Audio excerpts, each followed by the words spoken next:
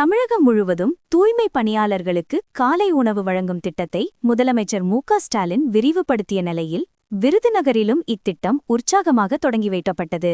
விருதுநகர் எஸ்.எஸ்.டி. நந்தவனத்தில் நடைபெற்ற நிகழ்ச்சியில் நகர்மன்ற தலைவர் மாதவன் தலைமையில் சட்டமன்ற உறுப்பினர் ஏ.ஆர். சீனிவாசன் கலந்து கொண்டு தூய்மை பணியாளர்களுக்கு காலை உணவை வழங்கி திட்டத்தை தொடங்கி வைத்தார்.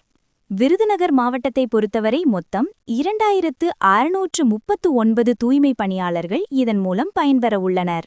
தொடக்க நிகழ்வில் மட்டும் நகராட்சி பகுதியில் பணிபுரியும் 350க்கும் மேற்பட்டோருக்கு காலை உணவு வழங்கப்பட்டது. இந்நிகழ்வில் நகராட்சி ஆணையாளர் விஜயகுமார், திமுக நிர்வாகிகள் மற்றும் நகர்மன்ற உறுப்பினர்கள் என பலரும் பங்கேற்றனர்.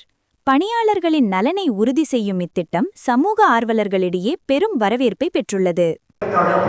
ஒதுக்கீடு செய்திருக்கிறார்கள்.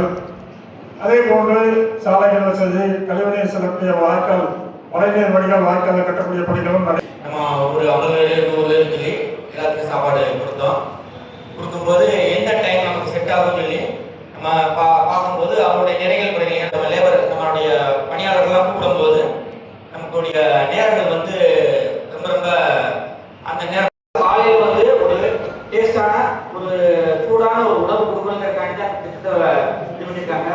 அதாவது மக்களுக்கான அரசுங்கிறது வந்து நம்ம தமிழக முதல்வருடைய அரசு தான். நீங்கள் வந்து கண்டிப்பாக அந்த திட்டத்தில் வந்து பயன்பெறுங்கிறதா இந்த நேரத்தில்.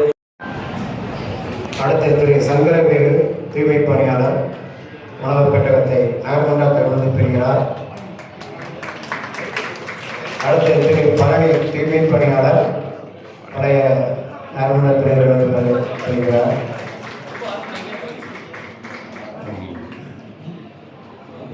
உறுப்பினர் உணவு பெட்டகத்தை பெறுகிறார்.